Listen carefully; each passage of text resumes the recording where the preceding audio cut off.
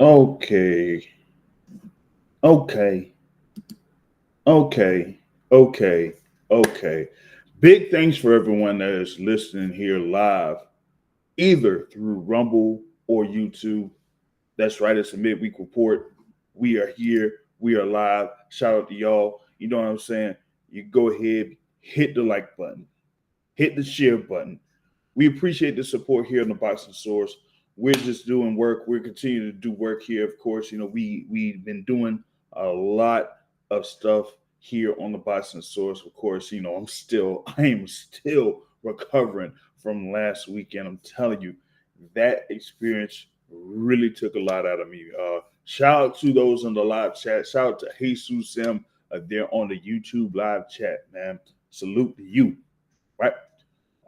We got a few things here that we're going to cover here on this midweek report. Just going straight forward with it. You know what I mean, and everything like that. Of course, we got, like I said, Jesus Sim in the building. Y'all know who his favorite fighter ain't. It ain't Canelo, so it ain't Canelo. So he's already putting in an early prediction here for this upcoming event Friday night, AT&T Stadium over there in the Dallas area, Arlington. Yeah, it's a big venue. Y'all know about that. MVP Most Valuable Promotions presents Jake Paul versus Mike Tyson. Of course, this was originally scheduled for July 20th, but it couldn't happen. Of course, he had a little complication there with Mike Tyson. About a month before or so. So they rescheduled it for Jake Paul. He actually, had a fight on July 20th there. So I guess it kept him, fresh and kept him active or whatever it is. He basically pulled like a Dimitri Bivol or something like that. You know what I'm saying? Or Dimitri Bivol, fought on June 1st when he was supposed to be fighting Archer Beterbiev on June 1st, but Beterbiev, of course, was injured. So that bout had been rescheduled, and Bivol just had a bout, ended up stopping the dude. I even forgot who that dude was. But Beterbiev came through in the actual bout for the undisputed light heavyweight championship and beat Bivol. But here we go. Jake Paul versus Mike Tyson.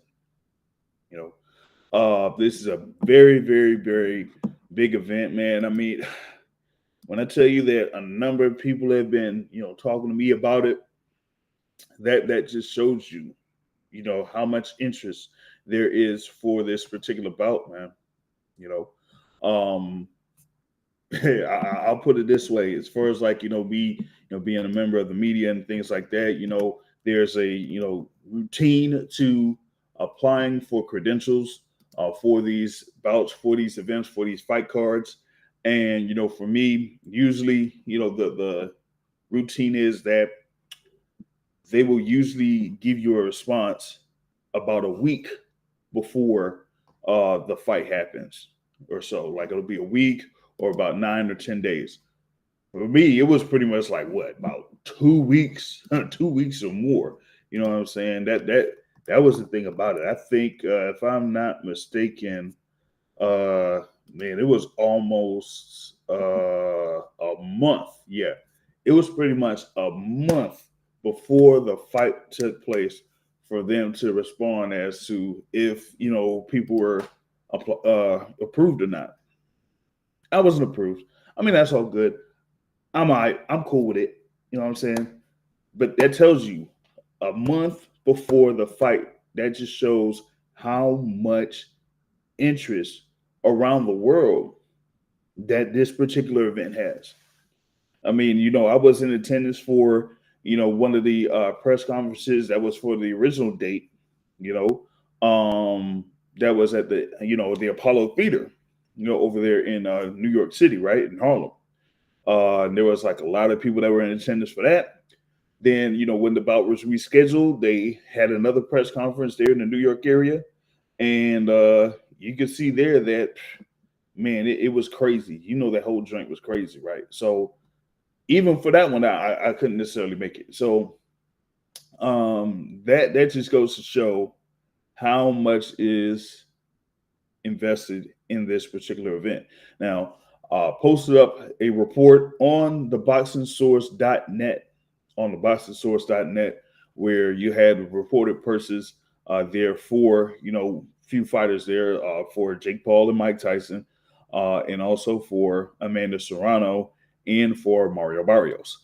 Now, it was, been reported that both Jake Paul and Mike Tyson are guaranteed to get $20 million for this fight coming up on Friday. Yes, there have been reports out there that maybe Jake Paul could get up to $40 million for this fight. It's crazy. That's crazy. But, like I said, with the amount of subscribers that are there for Netflix around the world, and this is available for all Netflix subscribers, and it will also be available on pay-per-view on other outlets that, or those who don't necessarily have Netflix. So you could still be able to watch this outside of Netflix, right? So, like I said, at least $20 million each for Jake Paul and Mike Tyson. You have a report that Amanda Serrano will get $6 million. $6 million, man. $6 million. That's crazy.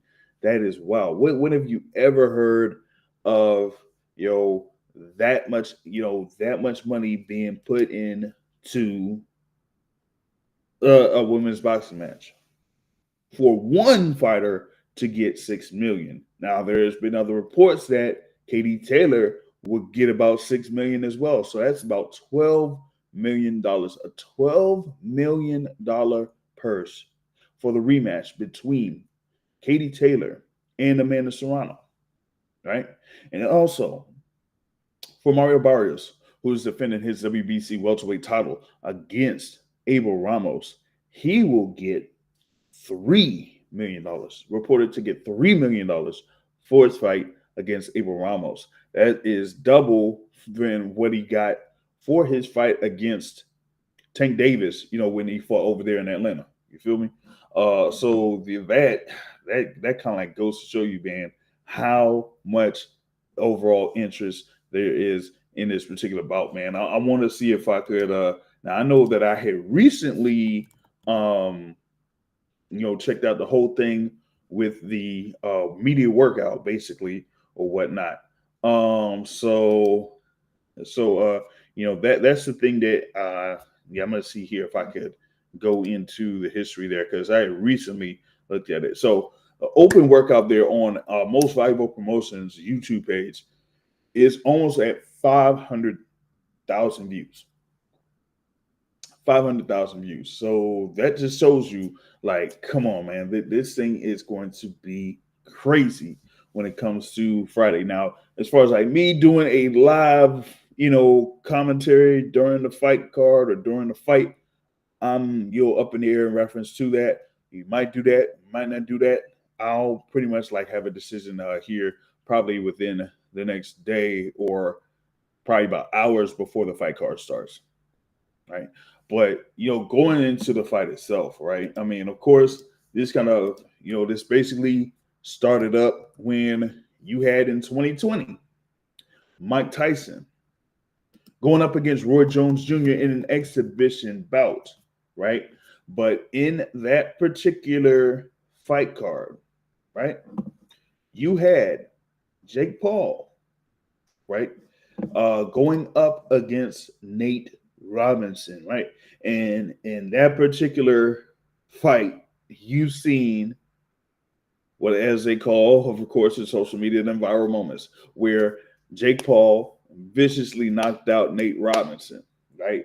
And that kind of like started it up right there. That started it up, where Jake Paul started to get all of that attention there through social media and doing his thing, and then just saying, you know what, I'm going to start this thing on my own. I'm going to create my own promotional company. I'm going to start having these fights. And, of course, he's fighting athletes, like I said, basketball players, MMA fighters, all that type of stuff.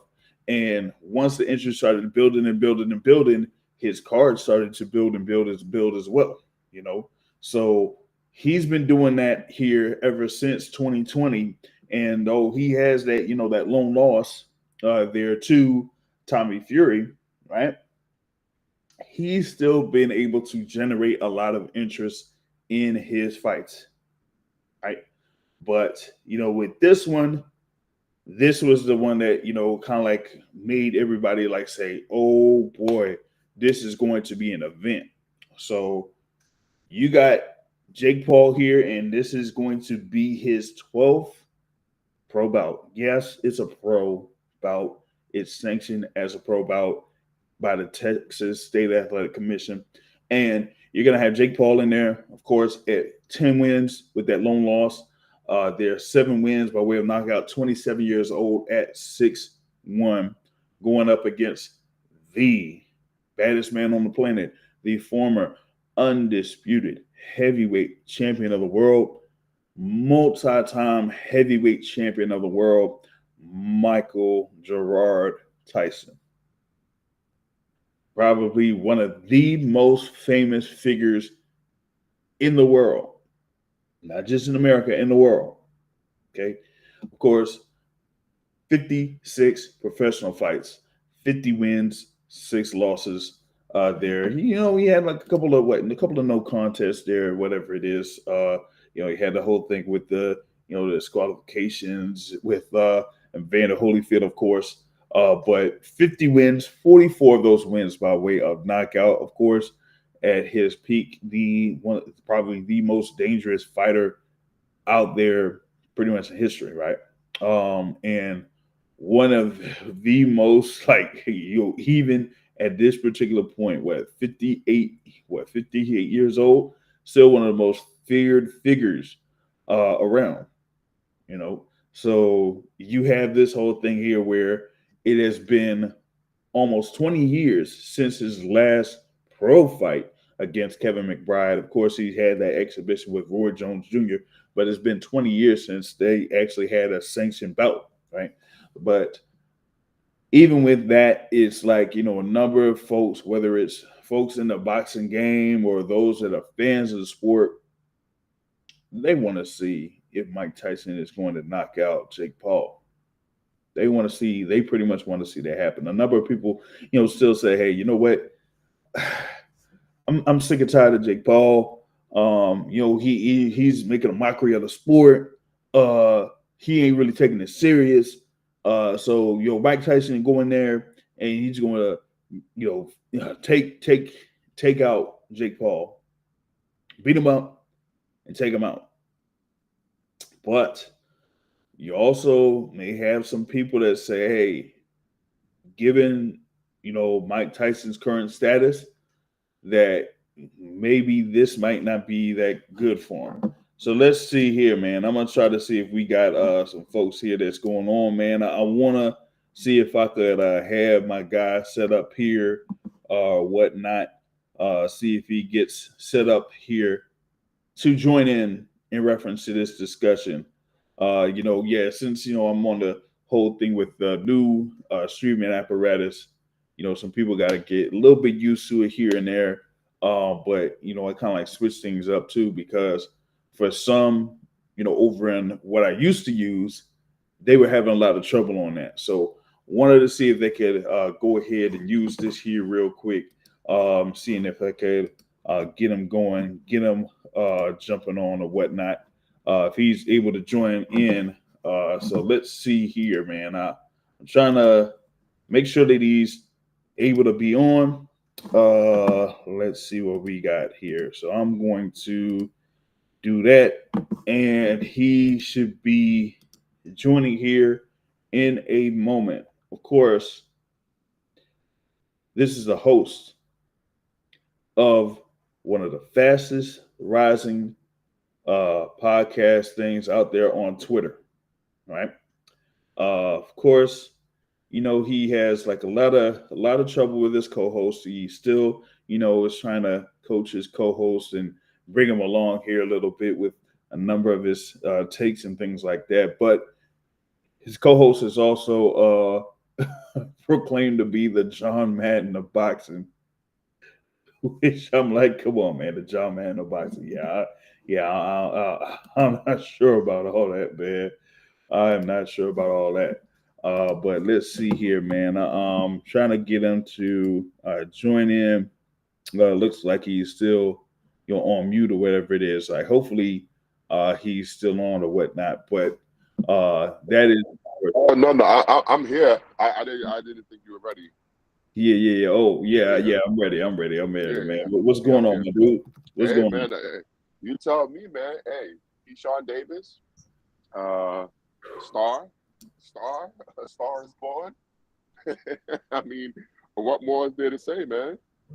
Yeah, with that one, man. I mean, that was a perfect setup. That was a perfect setup last Friday. All signs, there were aligned for him to, show up and show out. Although Gustavo Lemos nearly prevented all that by showing up at almost like 145 pounds, man. If he did that, man, there would have been some complications and repercussions. I pretty much like told people, I said, man, if Gustavo Lemos was overweight, like 10 pounds overweight on Friday night, Mm-hmm. I don't think he would make it out of Norfolk. Hey, my guy, my guy, y'all got Gritty said hey, he probably wouldn't have made Gustavo Lemos leave Norfolk. That was that close, man. It was Yeah, that close. Oh man. but it's funny because that situation actually worked out perfectly for Keyshawn because you had it to where people were wondering, hey, this guy is so overweight.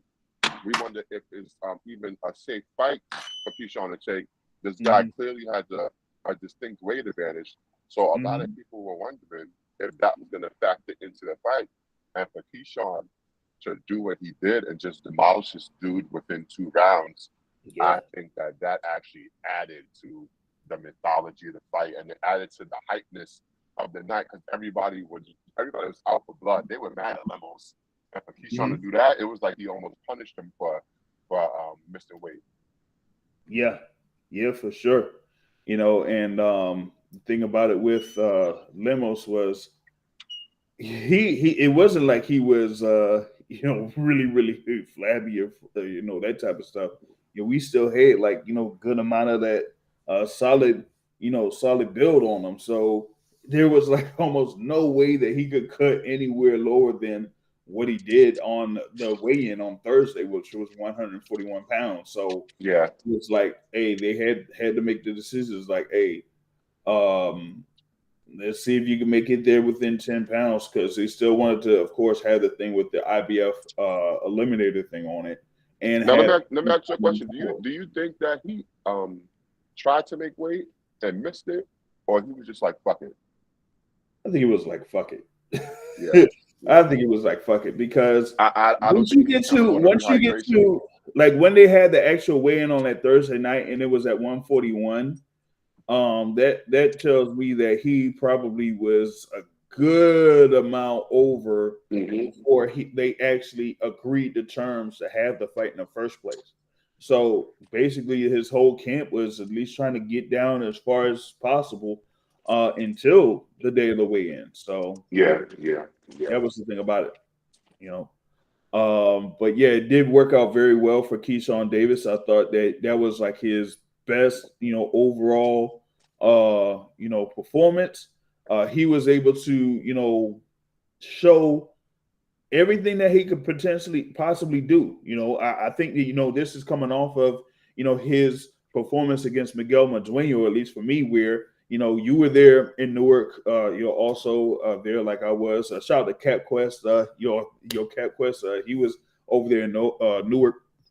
He don't win. Keyshawn Davis fought Miguel Madueno on that Shakur Stevenson Artem Hartunian undercard, and there he started to gain momentum as like fans wanted to gravitate towards him because it wasn't just that he was boxing with him, he was fighting with Miguel Yeah. Madueno. Madueno was getting dirty, he was getting dirty with him too. You say, hey, you want to wrestle, I could wrestle too. You Mm-hmm. want to Mm-hmm. want to grab and hold, and I could do the same thing too. So he was with all that. So going off of that and then having his homecoming fight, his brothers already, fought and won, by decision and everything like that. Keon Davis with his pro debut.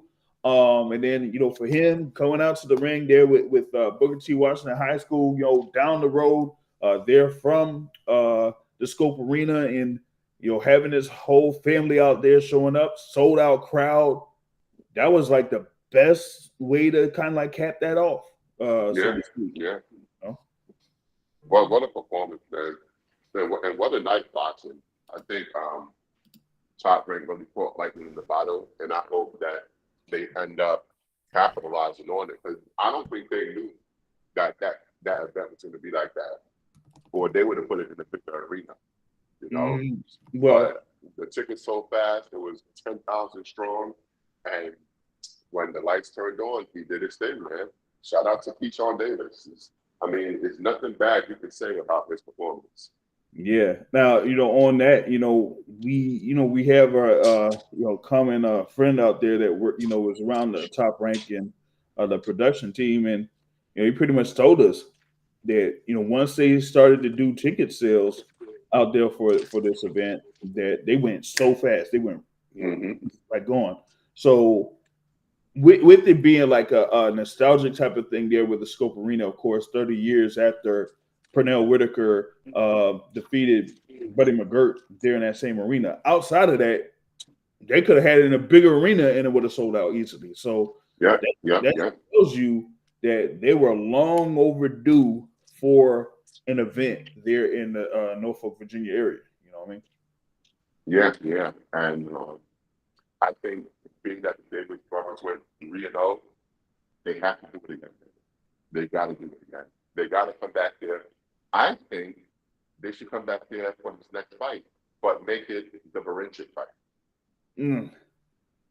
I was thinking that too, but I talked with Karma Reddy after the bout, and they say that it's likely that the Barinchik fight will be elsewhere. That they might have it, over in Vegas or something like that.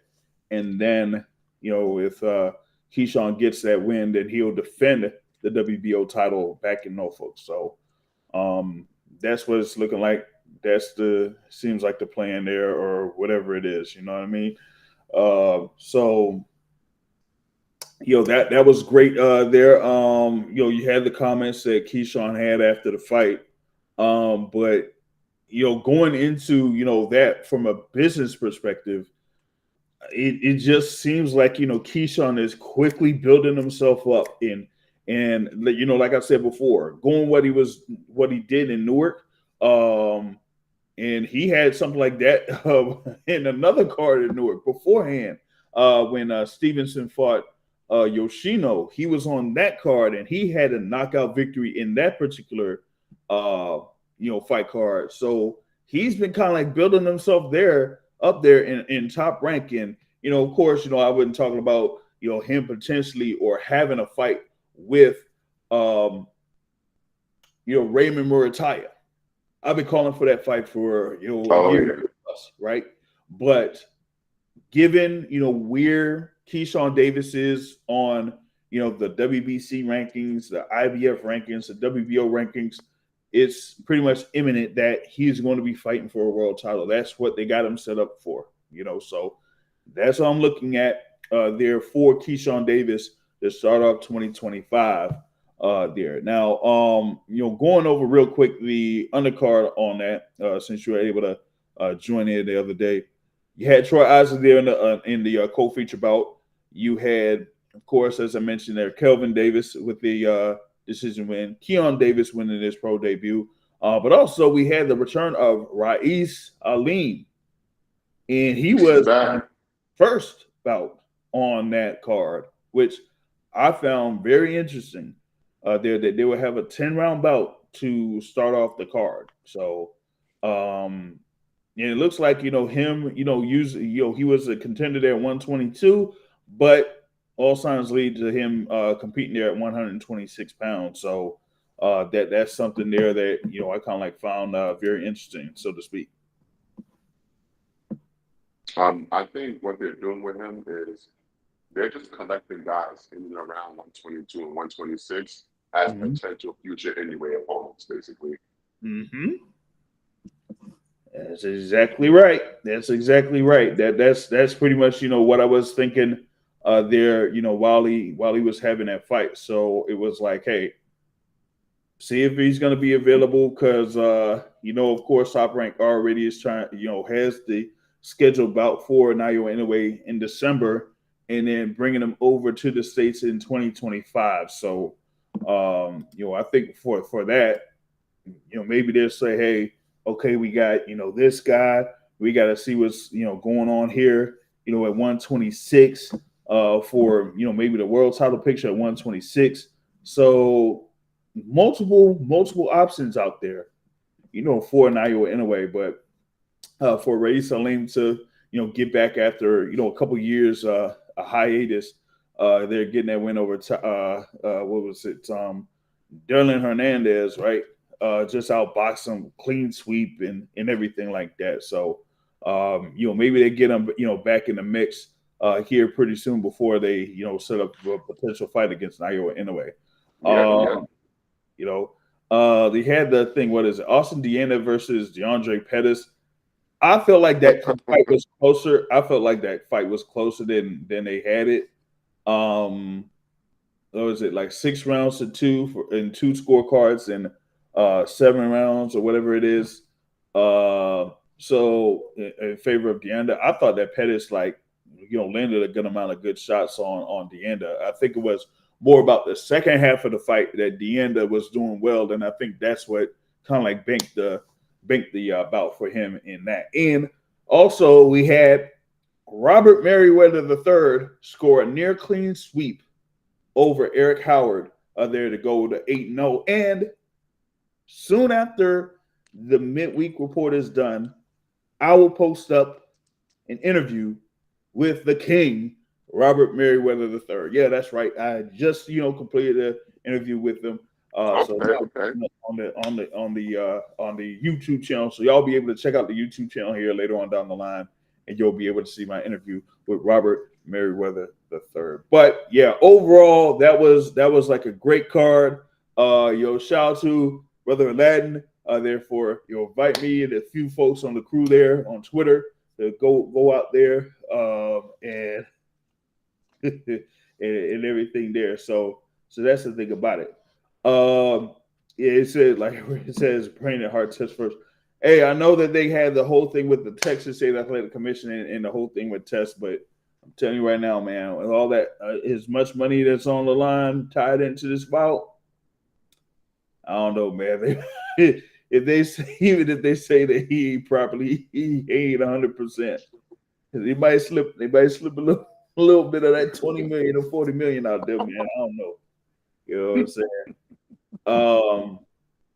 But yeah, man. That was a card there on Friday, man. Of course, you had Bruce Smith out there in attendance. You had the mayor of Norfolk, out there in attendance there too. You had, Mike Vick there also notable. You had, of course, Pusha T, from Clips there that was ringside along with us there. Shout out to we got Trill Gritty. Was there, rolling there with me on that fight card. So we had a real good time there. Watching those fights there from ringside, man. I don't know, man. Mike, Matt, you should have found a way to try to get down there or something, man. He would have been front and center. But I don't know, maybe next time, when you have something out there in New York City and whatnot, then you'll be able to catch that or something like that, maybe. So that's how that goes, man. But you want to go back to the preview, or you want to get into what happened in Philadelphia, because you missed what I was saying about that fight card on Sunday. So let's get in with what happened in Philadelphia. Okay. I'm curious to ask your opinion about Boots' performance. Okay. So it was, of course, a rematch between Boots and Karen Chukadjian, or Karen Chukadjian, or whatever it is, right? Of course, IBF welterweight title on the line. Boots in this with his second consecutive fight there at the Wells Fargo Center. Hometown fight, everything like that. And of course, who we know, and they've been having the conversations here with Jerome Boots Ennis, and he was saying that he's looking to stomp on Karen Chukadjian there for this upcoming fight. But Yeah, I feel you there, Justin, man. And a lot of people feel bad for that. But what did I see? I saw a different, of course, a much different version of Karen Shakajan than I saw in the first fight. But I saw a number of things that was not good there with Ron Boots. Thing about it is, a lot of times Boots Ennis relies on his reflexes when it comes to Mm-hmm. defense, but Mm-hmm. he does not rely on hand defense. And the thing is with Shukazjan, given his background, given him having that Ukrainian background and that type of fighting style, he's a very technical fighter. And so he'd be able to properly set up shots and could catch a slip and everything like that and catch you. And what I saw early and at other times during that fight, that Boots Ennis was getting caught with right hands, and that was with his left hand low. Okay, but even when he switched over to southpaw, he had that right hand low where his jab hand was low. Yep. So Yep. that to me was a huge concern, and it's not like there were times where, of course, he would try to slip, come back and slip or whatever it is, but there's also times where Kajan was catching him with the jab, boom, getting through the guard, boom, or landing some combinations when, Boots was on the ropes. So from a defensive perspective, I was not very happy with what Boots was doing there because, like I said, he was relying a lot on his reflexes more than having a mix of that and having his hands up and catch and shoot and everything like that. That was number one. Number two was he became too predictable on offense. Um, from a counter perspective, he was looking for a right uppercut counter for the majority of the fight. You seen that? That was evident. And the Yep. other thing too was he was headhunting a lot, especially after he scored the first knockdown that happened in the fifth round. He scored that knockdown. He was celebrating. He was doing all this and everything like that, and he was trying to see if he could finish him off. But he was going up towards the head and everything like that, and didn't really go to the body at all.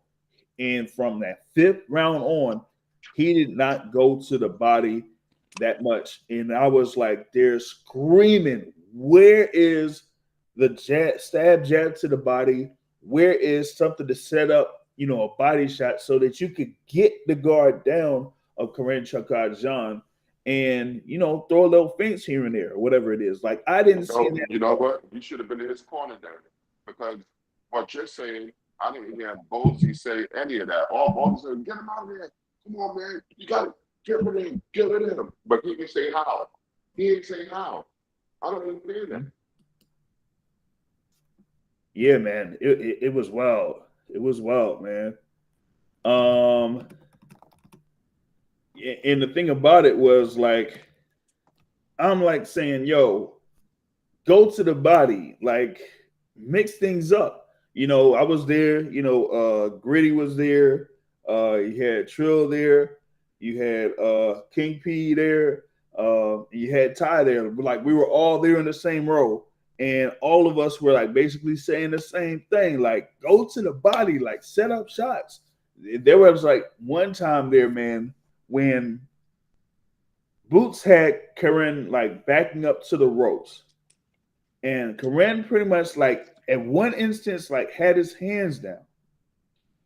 And I'm like, that opens the door for like a clear jab to try to set something up. And Boots getting towards Karen didn't throw any punches. And that like had me heated. That had me heated because it was like, yeah, it took until what? It took until the 10th round for who was it? Dave Chappelle or goddamn, who what's his name, man? Y'all know who I'm talking about, man. It ain't goddamn Dave Chappelle, man. It's Harvey Doc, right? It took until the 10th round for Harvey Doc to deduct the point from Karen Chikajan for all that holding. But even with that, like, one, you got to be able to work your way out of the clinch, right? Number one. And number two, don't rely on the ref to try to, do something like that. In our past conversations, right? Like, it's been a long time. One of the fights that, kind of like stands out as far as like a fighter that was clinching from early and then the other fighter was complaining was when you had Lomachenko versus Guillermo Rigondeaux, right? So when Guillermo Rigondeaux was, trying to do his thing and tie up Lomachenko and everything like that, you just seen Loma start to complain and complain to the ref. And so the ref, like, did something in order to, get Guillermo Rigondeaux to kind of cut down on that. And once that happened, you seen Lomachenko go to work and everything like that, Shout out to Rick's Music World, man. You on point with you're one of those last comments there in reference to Mike Tyson, in his heyday. But back to this one here with Boots, right?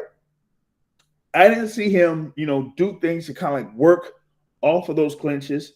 I didn't see him, mix up the offense, going to the body, going upstairs to, give Karen Chikajan different looks. And I didn't see a good overall showing on defense. So when I graded it on Sunday, I graded Boots' performance as a D. That's where I put it. But that kind of goes into the expectation that I have of Boots Ennis combined with what other peers talk about with Boots Ennis and have done so for years. So but let me ask you a question. Is it possible that maybe Boots couldn't do all these things because he's only used to one-way traffic, and now that he has guys that can actually stand up to his punches and actually will punch back, he doesn't know what to do in that situation? That could be part of it. And then also with Chikajan, he has the style of not being right there in front of you. So with him not being, right there in front of Boots Ennis, like, I mean, it's a complete contrast than having Royman Villa, right? Like, Royman Villa is just there. He's just going to come forward. He's going to throw punches. He's going to take a bunch of punches, but he's just going to stand there and throw punches. With Chikajan, he's going to be able to be in a pocket. He could be in a pocket and slip. He could move in and out. He could move side, to the left or to your right. And if you're not fully prepared for something like that, where you say, okay, this is this situation. What do I do in this particular situation when my opponent is moving to my right or moving to my left, or stepping away from me when I'm within range? What do I do? If you don't have that type of training, and if that's not in your system, then you're gonna look bad against a fighter like that because you're not able to you weren't doing that while you were preparing in the gym. Yeah, it was actually very similar to me to how David Morrell looked against Hot Rod. That's what it reminded me of. Mm-hmm.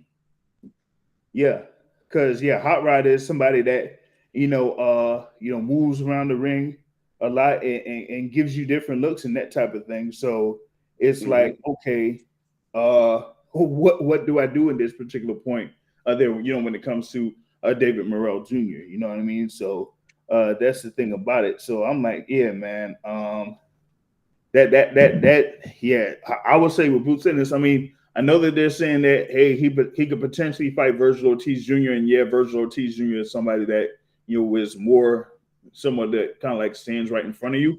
But you gotta, like I said, from a defensive standpoint, even though like a guy like a Virgil Ortiz is standing right in front of you, like you can't rely on your reflexes to dodge a number of his punches. Especially since he's hitting to the body.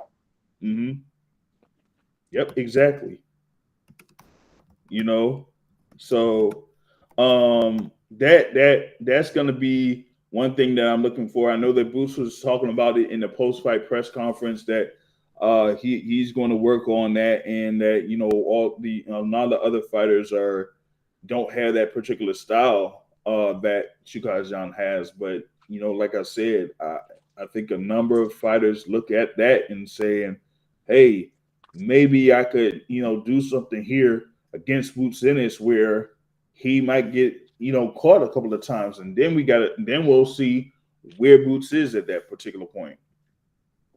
Yeah, yeah, yeah. Now, what do you want to see next for Boots?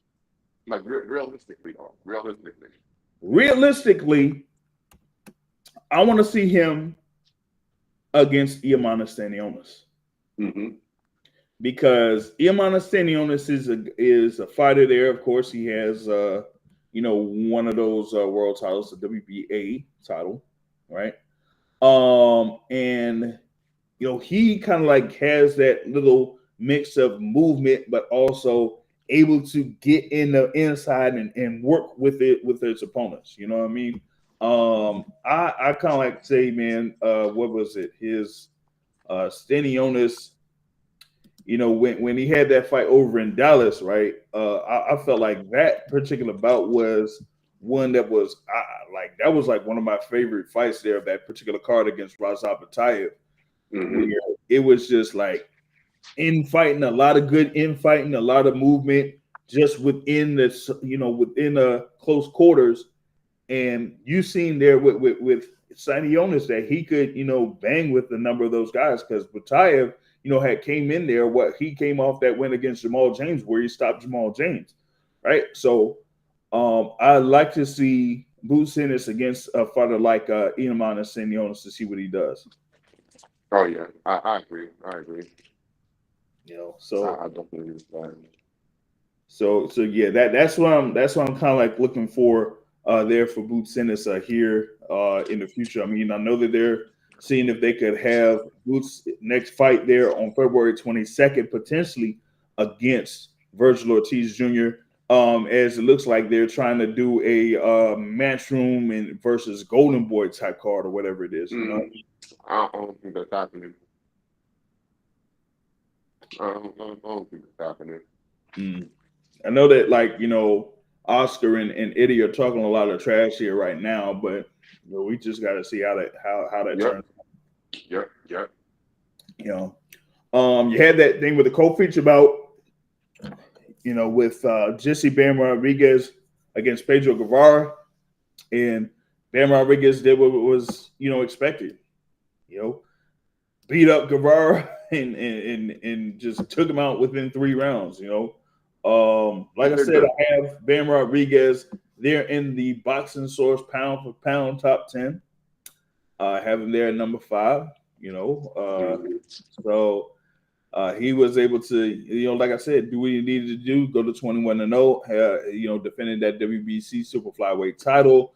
But for me, I think it's pretty much time for him to go ahead and unify. Yes, he is talking about aspiring to become undisputed champion. Well, what a better time than now? I don't think that he would definitely be favored big time against Fernando Martinez and against Fumulele Cafu. So I don't, that whole thing about, oh, mate, hey, look, mate, we could have Jesse Ban Rodriguez versus Roman Chocolatito Gonzalez. That would be an absolute cracker of a fight. Like, come on, Eddie Hearn, let's stop with all that. Have Bam Rodriguez host a bout in San Antonio at the RBC Center or whatever arena the Spurs play at, and have him go up there against Fernando Martinez to unify 3 of those 4 major titles. I don't see why you wouldn't do that. Exactly. So I mean, But honestly, because Bam beat him so easily and took no punishment, I really think Bam should come back before the end of the year, or at least the top of 2025. Well, maybe in January. I mean, I could see that. Yeah. I don't see it in December, but I see like January, and I rather have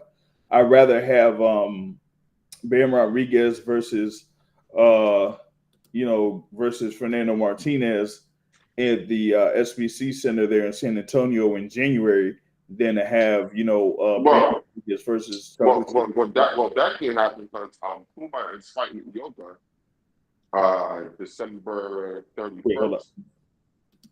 Oh, you said Martinez is fighting Ioka? Not with Yoga December 31st. So what I was thinking was maybe Bam can fight Puma Yeah, in January, and then since they'll be on the same timeline, then they can go in the summer in San Antonio and unify the winner of Yoga versus Puma. that could do it. That could pretty much do it. Yeah, because they got they're gonna have a rematch with Yoka. Yeah. hmm and Puma had to vacate the IBF in order to do the rematch. Oh, come on, man.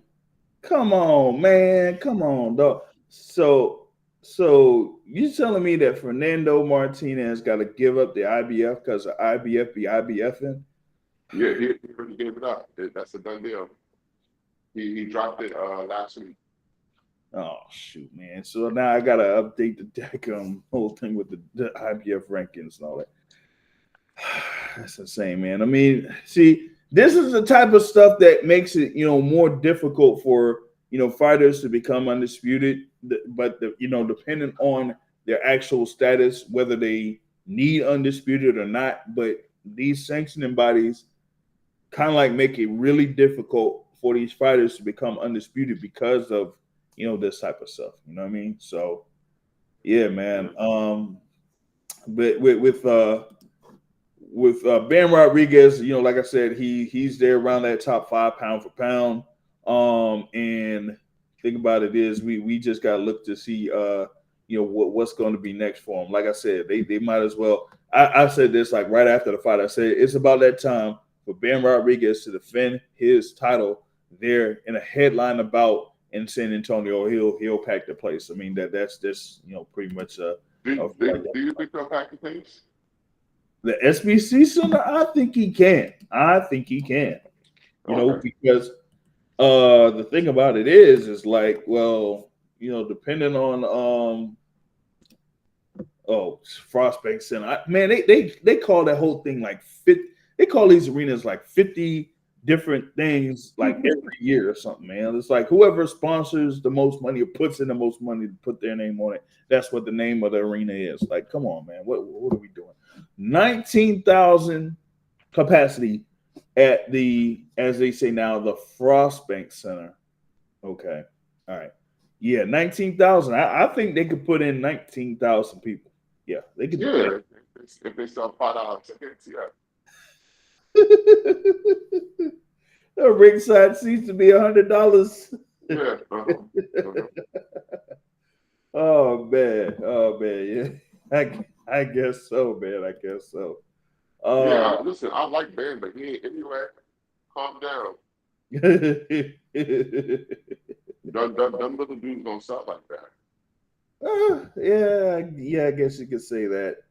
Oh man, damn man, I forgot. Man, I forgot about last night, man. And your favorite fighter, man. Favorite fighter got back in the ring. Oh What man, you talking about? I'm talking about Rico. Rico, man. Oh yeah. He back. he I all the would way. love to see Rico versus Ben, but Ben would never do that. No, they wouldn't do that. Yeah, Ben don't want to get punched on.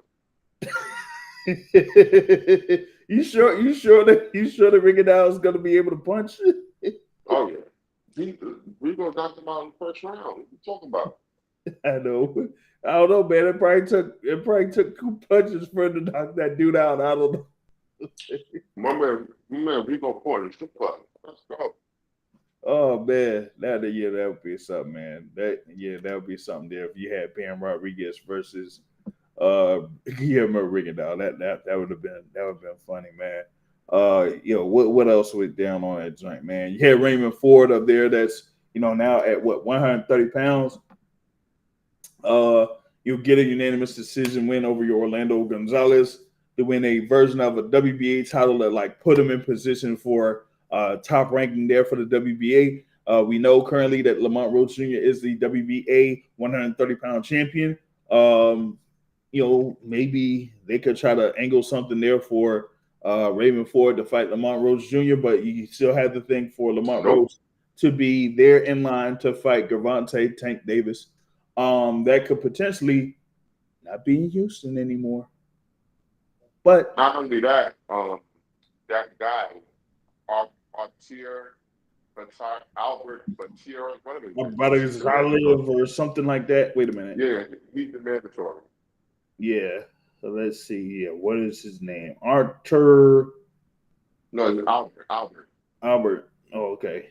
Oh, he's Albert Gaziev. He's the interim champion. Yeah. Yeah. So he's the mandatory, and they have to get approval from the WBA to let Lamont fight Tank. So once that's over, he got to go back and fight these dudes. Yeah, he got to go back and fight him. If he loses to Tank, then he got to go back and fight this Albert Batter dude. So yeah. So with that being said, therefore, Raymond Ford, I'd like to see where they place him there in the WBA rankings. And one fighter that was kind of suggested there that's around this area, the DMV area, is Jordan White. And I'll talk with one person that was also covering the fights here in Philadelphia, who's also based in the DC area, and he brought up Jordan White as a potential opponent for Raymond Ford. And I said, hey, maybe try to set something like that up in between DC and Newark or Camden, New Jersey. Maybe something there at the Liacouras Center in Philadelphia, for these two to fight, and that'll be something to kind of say, hey, the winner of this is a top 5 contender for a world title. So that would be something that I would say as a matchmaker that probably would be a good fight out there, man. What else is out there? You had, what was it? Khalil Coe get beat up by Manuel Gallegos. You had Emma Williams back in the ring getting a TKO win. You had Ismail Muhammad with the win over Nelson Morales.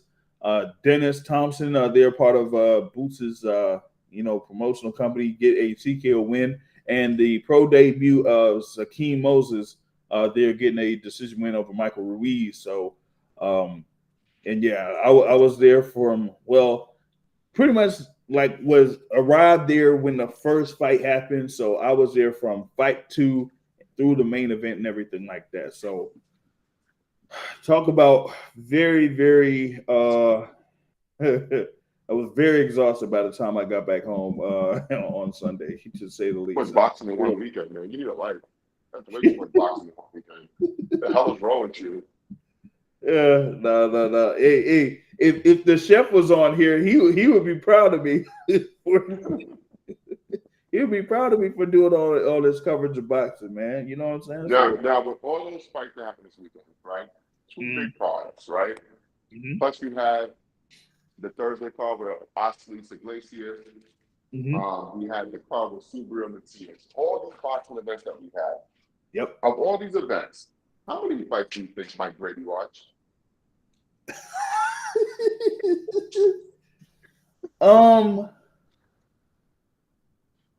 How many total fights? Yeah, how many total fights do you think that Mike Brady watched? 4. You're generous. You're generous. What was you going to say, 2? Yeah, 2. Oh my goodness, man!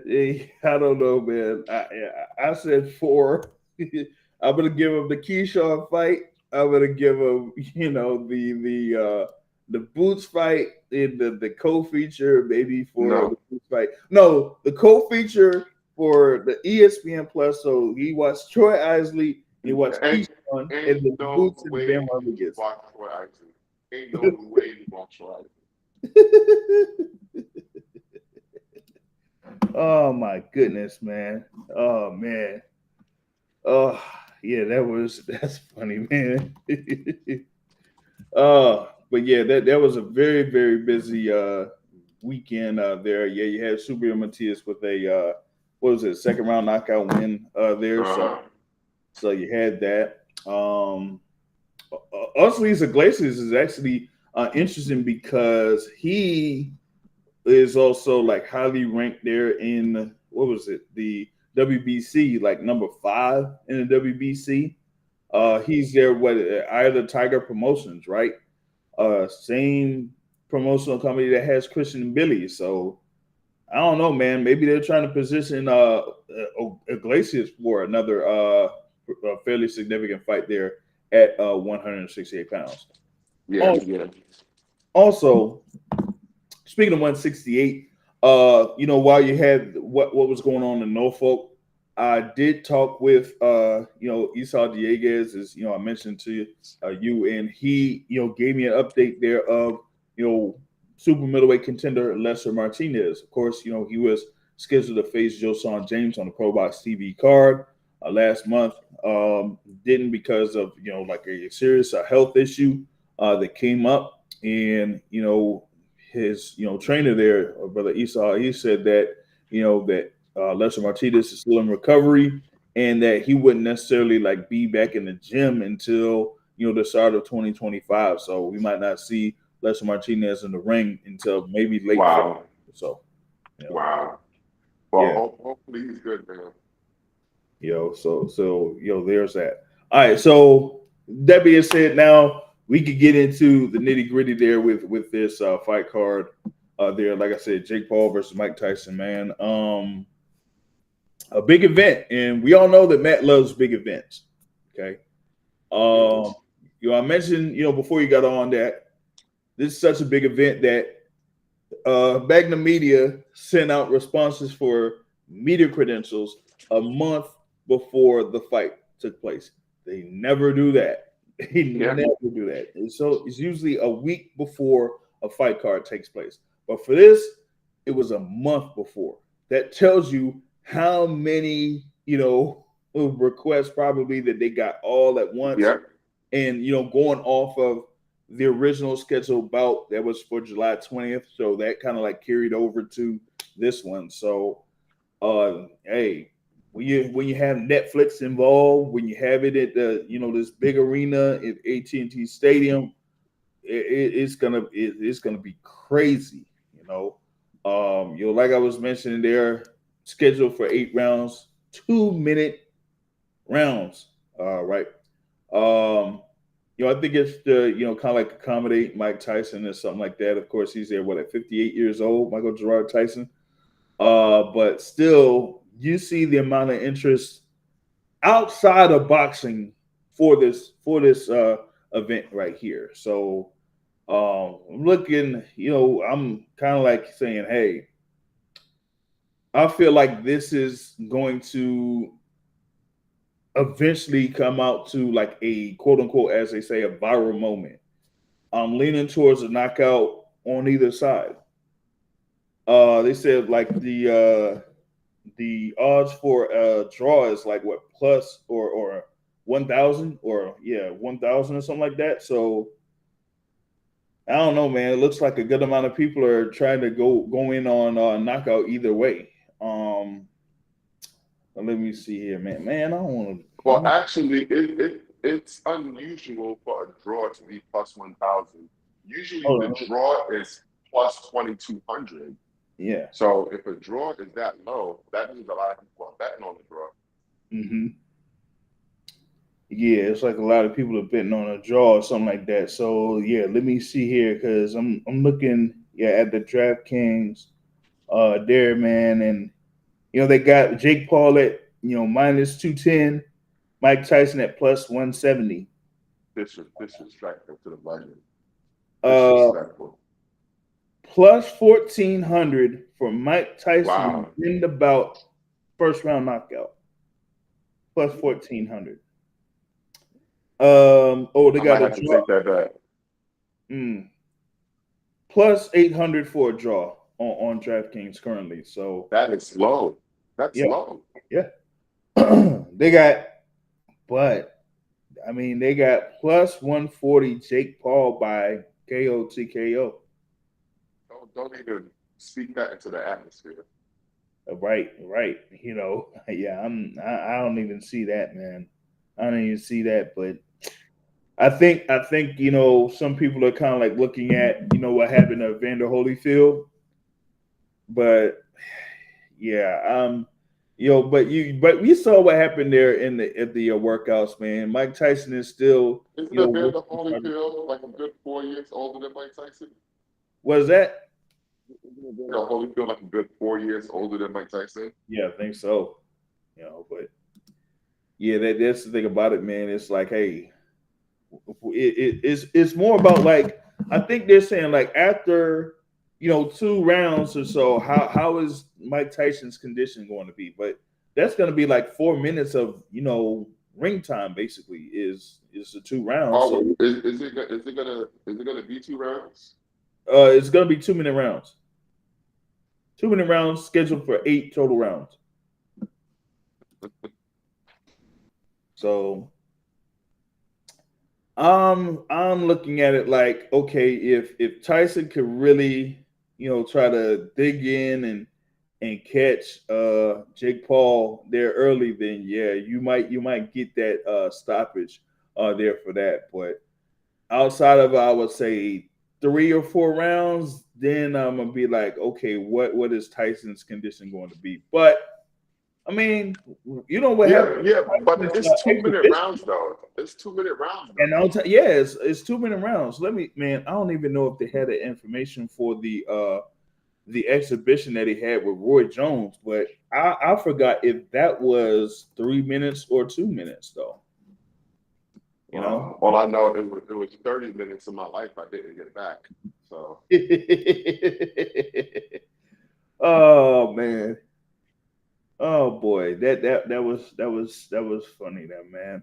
But hey, that at least with that, I mean that sold what 1.6 million pay-per-view buys and about $80 million in pay-per-view revenue. That yeah, just for that, and that was an exhibition, man. That's crazy. Yeah, that was 8. Yeah, that was 8 minutes. yeah, and you know what? I mean 8 rounds. Yeah, 8 rounds. Kudos to Jake Paul and Mike Tyson for Mhm. putting this on Netflix, and it's not on pay-per-view. This is good stuff, man. Good stuff. Yeah, yeah, for sure, man. A big ups for everyone that's listening live here on YouTube and on Rumble. Y'all be sure to hit the like button, hit the share button. If you want to, contribute a sponsor to the show, you can hit if you're on YouTube, you get the super chant. I don't know if we got like Rumble Reds set up for Rumble, but also Cash App and the $ Boxing Source, man. You go ahead and sponsor the show. We'll shout you out here, whether it's on, here on the Midweek Report or, the Boxing Source podcast, or if you have like something where you have a company, you want to do something with sponsorship, we can set that up for you there too. You know what I'm saying? So, but yeah, man, I'm kind of like looking to see how that particular fight's going to end up because, with the whole thing with Jake Paul, of course, social media and all that type of attention there. I'm just looking for if it's going to be one of those moments where it's like, oh snap, this happened. You know what I mean? That's what I'm looking at there for that particular bout. Next up is one bout that on the original bout, our guy from Brunch Boxing didn't even make the original bout in Madison Square Garden. I made the event. I didn't make the bout. Okay, made the event, but he didn't make the bout. But he certainly made it to the press conference. All right, the rematch between Katie Taylor and Amanda Serrano for the undisputed super lightweight titles. The first bout was a very close bout, a very exciting bout there that of course ended in favor of Katie Taylor, where a number of people felt like Amanda Serrano should have gotten through that particular bout with the win. So here we are, over 2 years later for this rematch. You had Katie Taylor have what? She went 2-1 with the lone loss of Chantel Cameron that she ended up avenging, and Amanda Serrano, who continued to win her bouts, although she had one little complication with her eye that scratched her off of a bout that was going to be held in Puerto Rico. She wanted to host a bout in Puerto Rico, but an eye injury prevented her from doing that.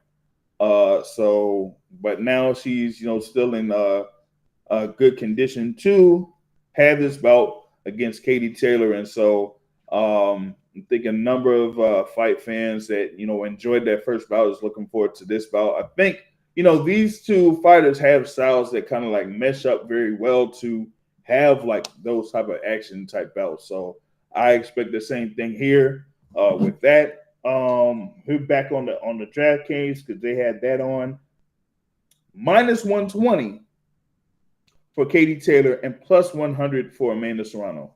That's how close the books are. It said 64% of the bets placed were for Amanda Serrano and 36 for Katie Taylor. So I had to see like how they kind of like started those odds, but that's very, very close. It looks like a number of folks have kind of like went towards Amanda Serrano to bring that number, bring those odds up, man. So that's something. Plus 1,400 for Katie Taylor by KO or TKO. And plus 500 for Amanda Serrano by KO. Now, if it's anything like the first fight, it could be something where, hey, maybe Amanda Serrano could end up getting a TKO. We'll see. Because it won't be anything like the first fight. They're both a little bit older, a little bit longer in the tooth. Neither one has looked great since I think this fight has passed its expiration date. But I am expecting. I might be expecting Katie Taylor to pull up with a decision again.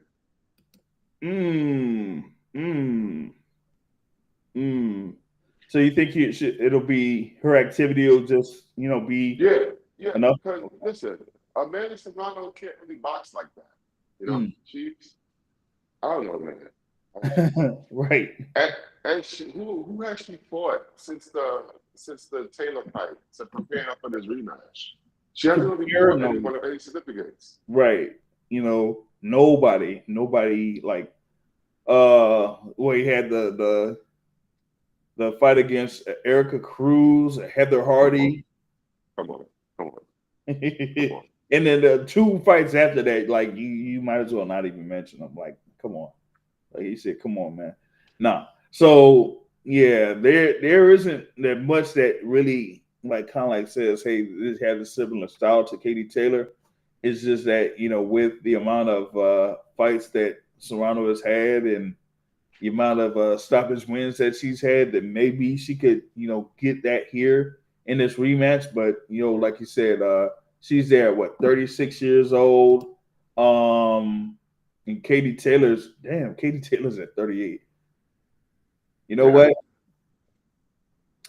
Given the amount of money that both of these fighters are getting paid for this, don't be surprised if it's their last bout. Yo, I'm like, come on. They're getting paid $6 million. Like, come on, you ain't getting anything close to that in any fight that you could even think of from this point forward. So after this, it's like, yo, we got paid.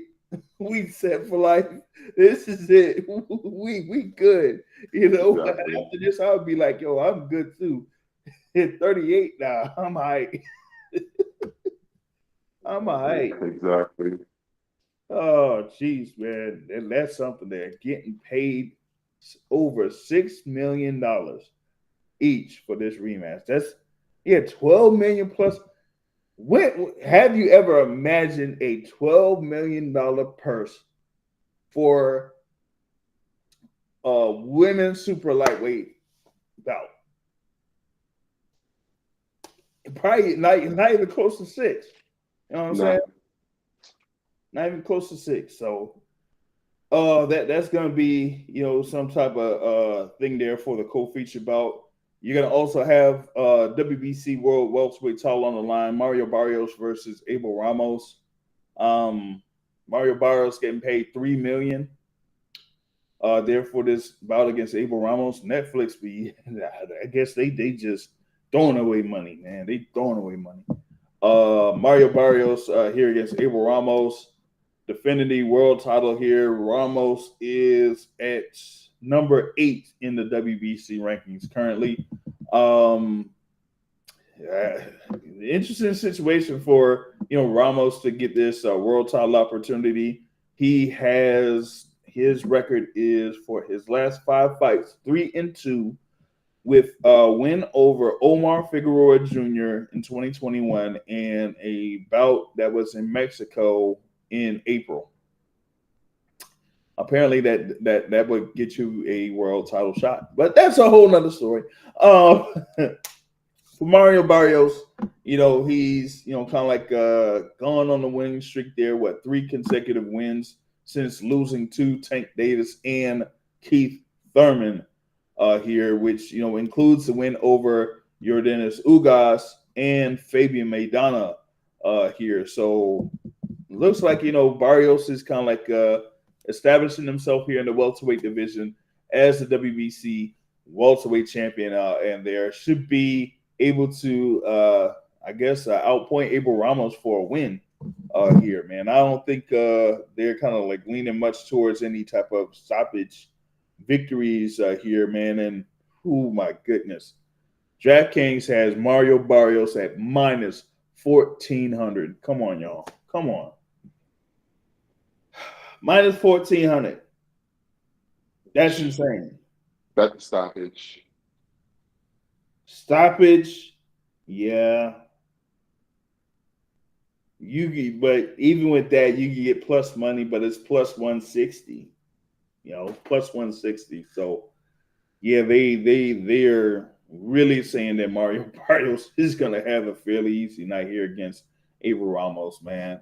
Jeez, man, that's crazy though. But I mean, folks are seeing if he could go ahead and have a unification bout with Jerome Boutsinnis. But hey, if Netflix is paying $3 million for you to have a defense against Abel Ramos, then not sure what else to tell you on that front.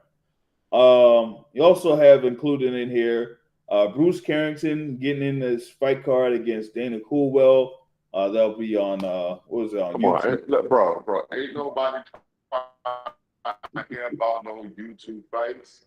Come on, man, what are we doing here? What is it? Only about 3 fights on the Netflix joint, right? Yeah. Like trying to watch no motherfucker. He on YouTube for a reason. Come on. So you're not gonna say anything about Shadeja Green or Wenderson Nunes? Oh, they got the Wenderson Nunes thing on the Netflix portion, don't they? Oh man. And they had Lucas Body, of course, who knocked out H2O Silva on this card, man. Oh goodness. But yeah, that's what's going on Friday night. But you know what happened yesterday? I had a what they say as an old man moment or something like that. How about for a small segment? I completely forgot about the Golden Boy card that's coming up. Oh my God. Oh no. Oh man. You could talk about it on Sunday. Right. Talk about it on Sunday, man. Talk about it on Sunday. No boys having a fight. We having the card in Saudi Arabia. The only interesting thing about that card is that Chris Mannix claimed that Arnold Barboza and Ramirez is now a 10-rounder to a 12-rounder because Barboza refused to pay the WBO sanction fee. And then Gustavo, the president of the WBO, said, I don't know who that man is. I don't know what he's talking about. He said that fight was never for the WBO or anything, and these guys can rise. So that's the only Wow. interesting thing on that card. Wow. Wow. Yeah, and that's supposed to be, a key bout there, particularly, Barbosa there being, undefeated. Ramirez, of course, former, world champion there, unified champ. Yeah. And it looks like, for Ramirez, it looks like he's, coming, on the way down, while Barbosa is just trying to position himself to be a world title, serious world title contender. So yeah, I think that's going to be a very interesting bout. Some folks will talk about the Zepeda versus Tevin Farmer fight. I'm like, nah, I think Zepeda is going to he could end up stopping Tevin Farmer here in this one, what else is there, man? You had, yeah, Collazo and minimum. You don't really care about any of those fighters. No, the knockout king is fighting knockout CP Freshmart. Fresh Mart. Oh, that's my guy right there. And listen, knockout CP Freshmart is a plus 870 underdog. I might put a little taste on that one. Ooh. Yeah, that could be. Yeah, that could be. Wait, hold up. Let me see if they got plus 700. Yeah, yeah, that could be an interesting one. That'd be an interesting one. Shout out to joining on here, Quesadilla. Speaking of damn man, I just had a quesadilla. Who you think will win in what round, man? For the main event, damn. Wait, well, hold on.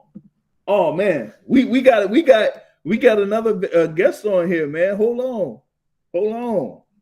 Okay.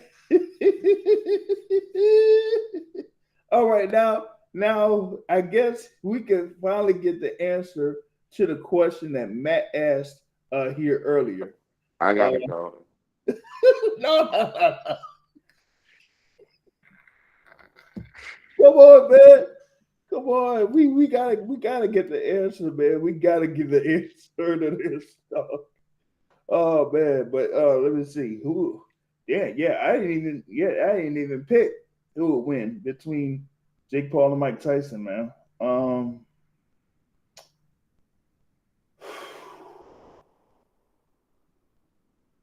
Are you gonna wait, hey man, you're gonna wait until the weigh-in to pick if there is a weigh-in? I'm going with Mike Tyson. Okay. I'm going with Mike Tyson. I say Mike Tyson by stoppage in the second round. I have Mike Tyson by stoppage in the second round. It's gonna be something there where I'm not sure if he's gonna like have Jake Paul on the canvas, but I might see something where Jake Paul takes a knee. That could happen. And then after that, you could probably see something where maybe Jake Paul says no mass or something like that or whatever it is. That could potentially happen. But as far as like him getting floored, I'm not sure. But I got my guy on here, man. No, man. I think he had it right before. Man, I should have it controlled where I should be able to, have it be unmuted or whatnot. You know what I'm saying? So, man, hey, Box Academic in the building, man. Yo, what's happening, man? What's happening with you? That much, man. That much. Y'all got a lot of faith in the old man. I'm gonna tell you a quick story. Oh boy. I go to LA Fitness, and it's this like 6'10", 6'11", 55 or so year old guy who plays basketball in there. I go in there and hoop. And he about, like I said, 6'10", 6'11", pretty tall. Mhm. But I had to tell him one time, I don't care how tall you are, ain't no way no 55, 60-year-old man will ever beat me in basketball at my 40 years of age. And I feel like Jake Paul is going to be the exact same way. Ain't no 55-year-old man, 60-year-old man going to beat a legitimate 35-year-old. Well, Jake Paul is Unless only like it's some 28. WWE type stuff going on. Well, Jake Paul is only like 28 years old. Yeah. He was like 27, 28 years old. Well, there you go. Even worse. Mhm. Speed kills, and them young dudes is mad quick. Word to currency.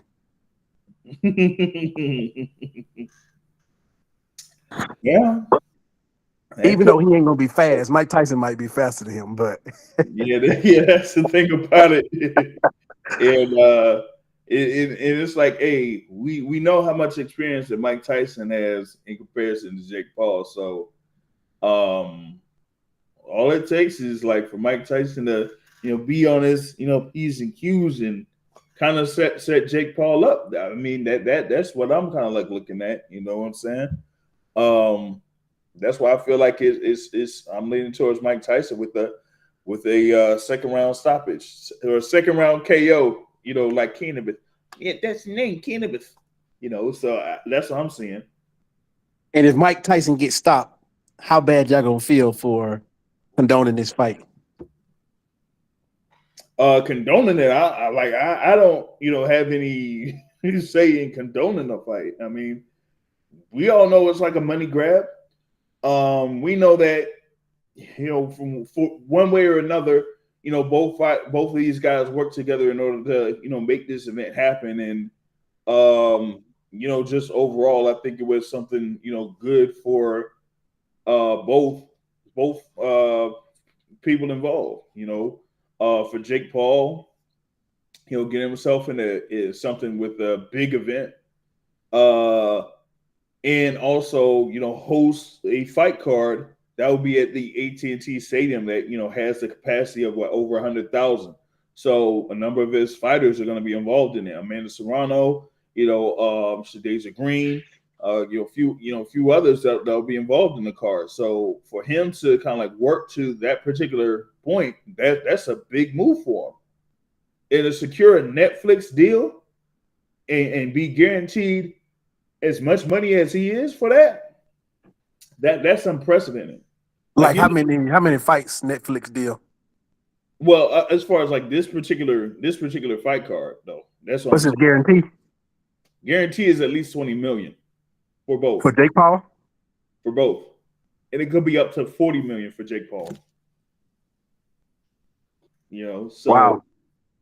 And it's like I said, when it's not just that, it's that you're able to secure over $6 million for your fighter and Amanda Serrano for her rematch against Katie Taylor. Like $6 million, for about, for women's super lightweight, title bout. That's by far unprecedented. So he taking his money and giving it to her. Mm-mm. Serrano got sponsorship deals, man. She got like a cell phone deal. Talking about like she don't be using cell phones like that, but now she got a cell phone deal. That's how wild it is for this particular event. So a lot of international or worldwide interest for this event, and so hey, like I said, props to Jake Paul for pulling this off here and getting this amount of interest, worldwide for his fighters to kind of like get what they're getting, because they're definitely not going to be able to get it anywhere else under any other promotional company like that. So yeah, I'd say props to Jake on that front. You know what I mean? For 20 million, I would get knocked out too. Hey, listen, for like around 1 million or something like that, I get knocked out. Just make it quick. Just make it quick. Right. Let me see if I can roll with the punch before I go down or something. They're gonna be like, he fell before he got hit. Yeah. Or wait, let me see if I go back, man. Who was the dude that Mike Tyson fought where he was it yeah, I think it was Clifford Etienne. Remember the dude, like when he went down to the canvas and when he was down on the mat, he grabbed his mouthpiece and took it out and just still laid there on the mat. Yeah. Yeah, that That was would be what. me. I would do the same thing. So yeah, I think it's going to be a good event overall. I feel like for all parties involved. So you're gonna see like what? What do they say? How many overall subscribers for Netflix? Like, it's a crazy number, man. So they're gonna have all of those subscribers, that could potentially, watch this. So yeah, that's wild. They say about around 280 million subscribers or something like that. So around the world, and it'll be available outside of Netflix too via pay-per-view. So So this is a free fight? via Netflix, if you have Netflix, yeah. Free if you have Netflix. Yeah. So how they paying for this fight if they not charging people? Oh, they got Hold on. How the fuck do they pay for the movies that they have or the comedy sessions that they have? They just cut a deal, make the money. They ain't charging people for it. Yeah. Content is king. They want subscribers. They want their subscribers to be happy. Mm-hmm. Did Matt wake up on the wrong side of the bed today? I mean, it's like similar to Amazon Prime, for folks that have Amazon Prime, you watch NFL on Thursday night, like Amazon Prime members watch that for free, Yeah. But people ain't making $40 million though. See the NFL making more than that when they Amazon Prime deal. Right. So Per game? Oh, easily. Yeah, of course. Hand over, man, they're making money hand over fist. Listen, if they have playoff games on a secondary subscription type thing that people are still ordering, yeah, like NFL is making money hand over fist, man. Yeah, it's definitely. But yeah, man, like I said, it's gonna be an interesting night on Friday. I'm still thinking on if I'm going to do a live commentary for the fight card or for the actual fight. We'll just see. But I don't know because the fight on Friday. Yeah. I mean, I've been out of the loop, man. I'm sorry. Yeah, Mike is pissing me off, man. I'm telling you. That's what I see. I'm pissing him off, man. Why you so mean to me, man? You're an asshole when you're not on your show. I want you to act like you on your show when you be nice to me. I'm sorry I'm out of touch, man. I'm sorry. What more do you want from me? Shout out to Tyrese. Yeah, let me ask you a question, Mike, because I had a question earlier. Right? So last week we had about 5 boxing cards, big events. We had the Keyshawn event, the Boots event, Subaru Matias, Ozzy. We had a lot of events last week. So all those events, how many total boxing matches did you watch last week? I watched the Boots fight. I watched some of the Keyshawn fight. I told you.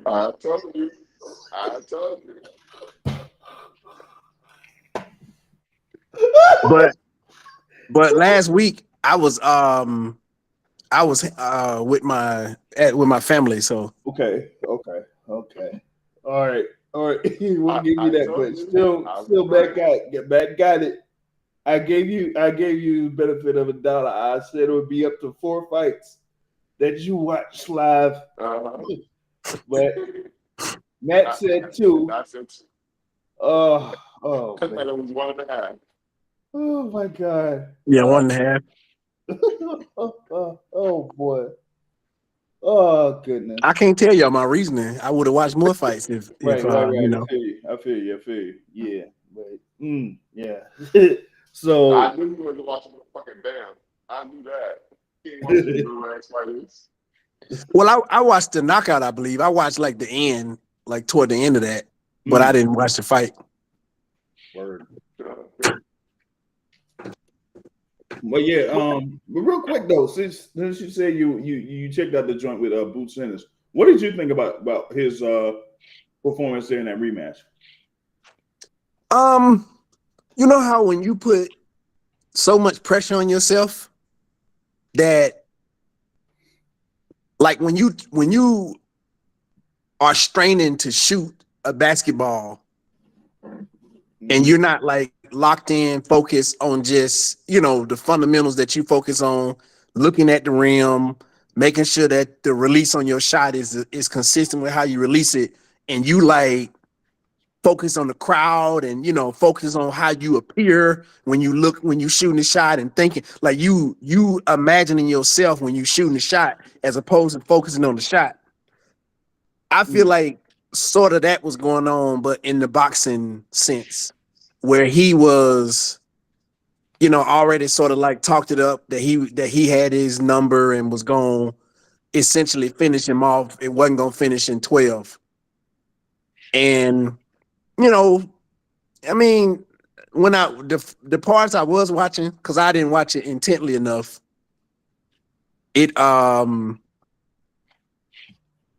yeah, I mean, I gotta watch it intently because it just seemed like he was trying hard. What I do remember, he was getting hit enough, a lot, enough. And at some point I started asking myself, my guy, you need to focus on be a bit more defensive minded, because the way this guy throwing these punches, it looked like he could hurt you. And it'll just happen so fast. So I mean, defensively, he didn't look great, at least the parts that I saw. He was sort of pressuring himself to press the issue, and it didn't seem like it flowed, sort of. And sometimes when he let his hands go, he looked sort of good, but you could see at the end of the fight, like even at the press conference, his head was kind of down, and you could tell he was kind of disappointed. And that's probably the biggest thing that I noticed, his disappointment at the end of the fight. Yeah, he kind of like pointed at that he was like disappointed in himself because when I asked him the question of like, do you feel like the Shukai Jordan's toughness, like the level of his toughness, because after the first knockdown that happened in the fifth round, like he wasn't able to finish off Chikazi, and even though there were a number of times when he tagged Chikazi and that seriously hurt him, but didn't necessarily kind of like score another knockdown or finish the fight off. So when I asked about that, he was like saying it was more about me not being able to properly finish the fight. So it was like him being disappointed that he couldn't close the show. Well, yeah, I mean, I tell you what, that space between offense and defense, they need to work on that, because Terrence Crawford wouldn't play that shit. And if that's the likes of who he wants, I mean, obviously styles make fight, right? Right. But yeah, he just got to work on that space.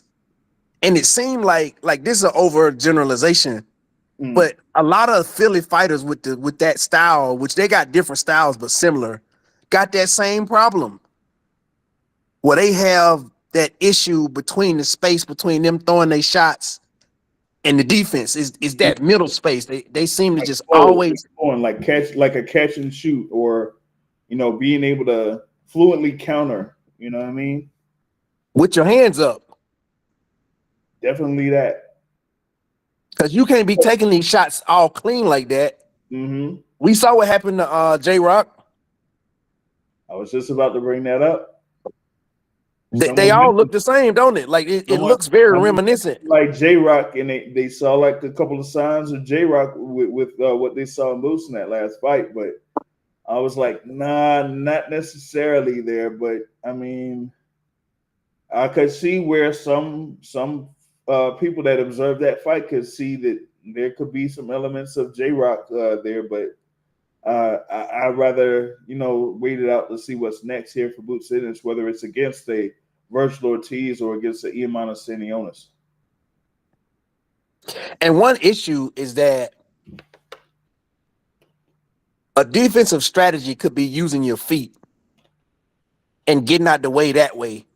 Like they try to catch and counter and do that, but they just be planted. They be planted. Yeah, they ready to throw a power punch, but you plant it stationary and then you get hit clean. Mm-hmm. But I mean, my thing about it is that I've seen Boots move around, the ring and that type of stuff. So I've seen them shift, to the left and to the right. I've seen them like back up and all that.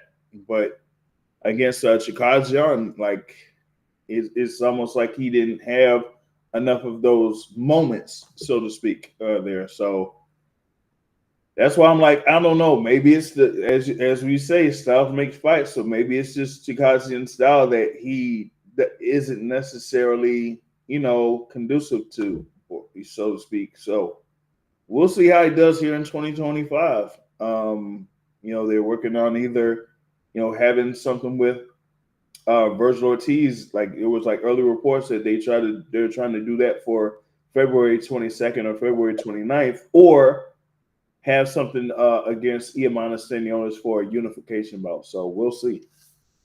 Both of those are good fights for him. I mean, he would be favored in both of those. Mm. You don't think so? The Virgil Ortiz one, I'm not sure. That might open up his even odds, actually. Yeah, you're right. That might open up his even odds, or having Ortiz as a slight favorite since Ortiz has had a couple of fights at 154 pounds already. So that remains to be seen how that goes there. But real quick shout out live to those watching on YouTube and on Rumble. Once again, if you like the content, hit the like button, hit the share button. We welcome sponsors to the Boxing Source. You can hit the super chats if you got anything there for super chats or whatnot, or Rumble rants. So they have Rumble rants on Rumble. And you also have Cash App there at $, the Boxing Source. So that's how you can contribute to the movement here through the Boxing Source, man. Like I said, I mean, you got like this big, fight weekend here. Friday night, you got Saturday night, Golden Boy via Riyadh season. There you're gonna have, Gilberto Zurdo Ramirez versus Chris Billum Smith. They're headlining that. So there's a lot of action here coming up this weekend in the sport of boxing. Right now, what is it about? 10 p.m. Eastern time here, and that is about hour and 40 minutes through here for the midweek report. Big thanks for the Boxing Academic and Brother Matt from Bunch Boxing for joining in this particular instance of the midweek report. Bringing this current one here to a close. We'll be back at it with the Boxing Source podcast on Sunday night, scheduled for 7:30 p.m. Eastern time. And like I mentioned before, we'll have an interview with King Robert Merriweather III. That'll be on the YouTube channel. I'll see if I'll be able to put it on Rumble as well here for those that are currently subscribed on Rumble. So with that being said, that's it for me on my side, and I'll catch y'all later. Peace out.